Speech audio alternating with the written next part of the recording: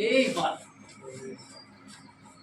चलो वक्र इतना देखो y equal x Q minus 3x square minus 9x plus 7 पर उस बिंदु को ज्ञात कीजिए जिस पर स्पर्श रेखा x अक्ष के समांतर है। अरे बिंदु निकालिए, क्लियर है। वक्र दिया है, कहा उन बिंदु को ज्ञात कीजिए, क्या निकाला, बिंदु निकालना, पॉइंट निकालना, ज्ञात की जिस पर स्पर्श रेखा x अक्ष से क्या है, समांतर है। ठीक है, अब यहाँ पर करना क्या है, बिंदु निकालना, पॉइंट निकालना है। तो यहाँ पर सबसे पहले क्या चलेंगे, इस चैप्टर में बोले हमेशा दिया गया वक्र पूरे चैप्टर में लिखना है कि नहीं। यहाँ पर देख लो क्या लिखोगे, दिया गया वक्र क्या वक्र दिया है, देखो तो y equal x Q minus 3x square minus 9x plus 7 ये वक्र दिया है। ठीक है, इसका क्या करना, डिफरेंशिएशन पहले करना, लेकिन अब गलत करना, क्या लिखो, दोनों और x के सापेक्ष, अब कलज करने, x के सापेक्ष अब कलज करने पर, अब आप कलज करेंगे तो इसका अर्थ हो गया डी लगाएंगे, डी बाई डी, चलो यहाँ डी लगा, d by d x y में लगा दिए। अब यहाँ भी डी लगा लो, d by d x cube minus 3x square minus 9x plus 7। ठीक हो, अब यहाँ पर आ जाओ, y का डिफरेंशिएशन जान ही रहे हो तुम लोग, d y by d x होता है इक्वल, यहाँ पर देखो इसका अलग इसका अलग इसका अलग, सबका अलग अलग एक एक फंक्शन का डिफरेंशिएशन है ना अलग अलग। ठीक हो, यहाँ पर देखो तो डिफरेंशिएशन तुम लोग सीख गए हो, बहुत दिन से चलते आ रहा है कि नहीं।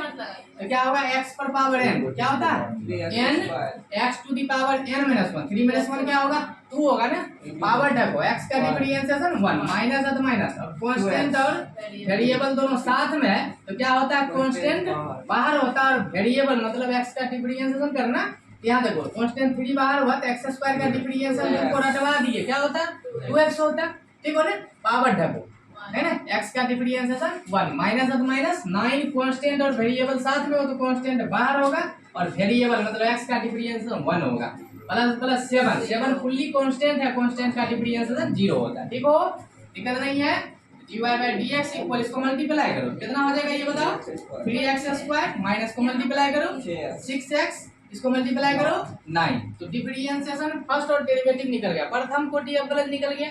अब यहाँ पर पहले निकालो स्पर्श रेखा की प्रवणता, पहले क्या निकालो, स्पर्श रेखा की प्रवणता निकालो, है ना, प्रवणता निकालो, क्योंकि बोला है कि बिंदु को ज्ञात कीजिए जिस पर स्पर्श रेखा x अक्ष के समांतर है। ठीक हो, या नहीं निकालोगे प्रवणता तो डायरेक्ट यहाँ पर लिख दो कि चूंकि ऐसे लिखो, चूंकि स्पर्श रेखा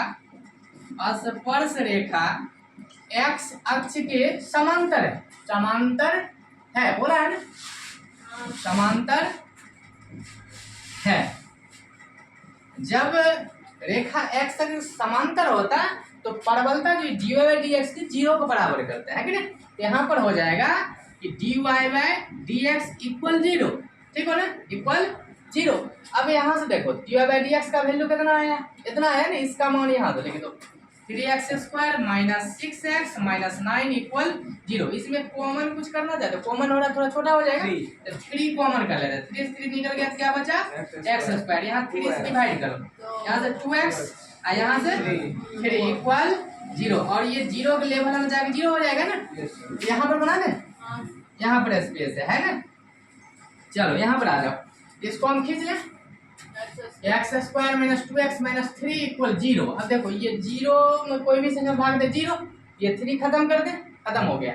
यहाँ से अब क्या करो, गुणनखंड करोगे, है ना, 9 10 में पढ़े गुणनखंड, तो आ ही रहा सब बच्चे को, तो एक्स स्क्वायर माइनस क्या होगा 3x plus x minus 3 equal 0, ऐसे गुणनखंड बनाते हो ना, सब गुणनखंड आ ही रहा, कोई दिक्कत नहीं है।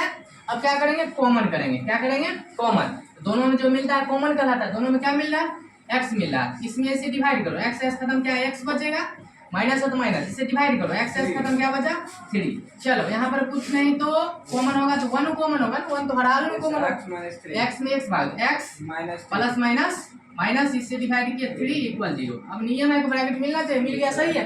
अब दोनों बदले एक ब्रैकेट लेंगे, जो ब्रैकेट से बाहर है, यहाँ से x और यहाँ से 1 इक्वल 0। अब क्या करेंगे, बारी बारी 0 को बराबर करेंगे। एक बार इसको 0 को बराबर, x माइनस 3 इक्वल 0। इधर देखो माइनस बन जाएगा तो प्लस। चल अब इसको भी 0 को बराबर करो, x प्लस 1 इक्वल 0। इधर प्लस में जाएगा तो माइनस में। यहाँ तक पहले नोट करो, स्पेस तो है नहीं, इसको पहले लिख लो।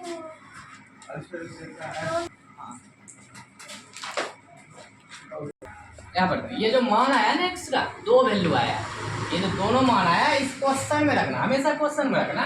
इसको क्या कर लो, शुरू में 1 मान है, 1 मान ली, समीकरण 1 लिखे, समीकरण 1 मान होगा तो लिख दो, समीकरण 1 में रखने पर है ना, या ऐसे डायरेक्ट भी रख सकते हो। तो यहाँ पर आ जाओ, अब इसको मिटा दे। तो यहाँ पर हम लिख देंगे कि समीकरण 1 में x का मान रखने पर, है कि ना, समीकरण 1 में ध्यान देना है, नहीं सिंपल क्वेश्चन है।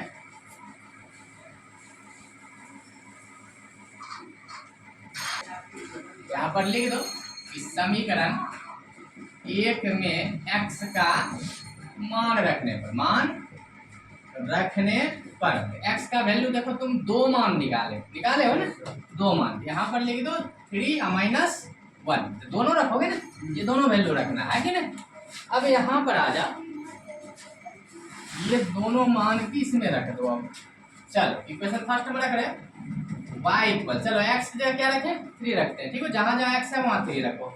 3 का क्यूब माइनस 3 इंटू 3 का whole square minus 9 into 3 plus 7, ठीक है। कैलकुलेशन करो, 3 का क्यूब मतलब 3 की 3 बड़ी गुना 3 का 9 तिया 27 माइनस 3 का स्क्वायर 9 है ना, 9 तिया 27 प्लस का 7।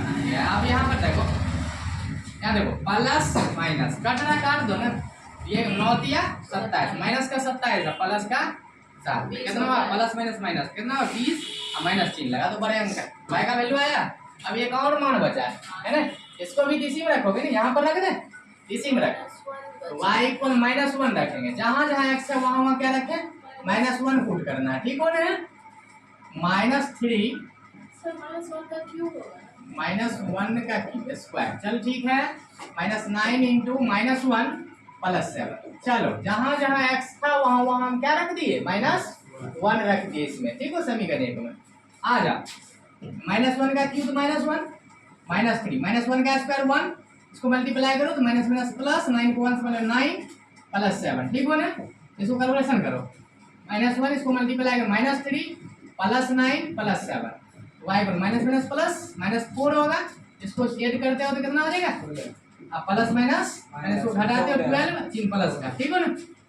अब ये आया तो बिंदु, अतः बिंदु कर लिख दो, अतः बिंदु बिंदु देखो पहले x y क्या लिखते हो, x y, x पहले y बाद में लिखते हो ना। तो x देखो, x तुम क्या रखे हो, 3 रखे हो यहाँ पर 3, तो y का मान क्या आया माइनस का 20, यहाँ पर 3 हम रखे, 3 रखे तो y का मान कितना आया 20 आ गया, है ना। एंड और x का मान क्या रखे, माइनस 1 रखे, तो y का मान कितना आया 12 आ गया। यही तुम्हारा आंसर होगा, यही बिंदु निकालना था, इसको नोट कर लो।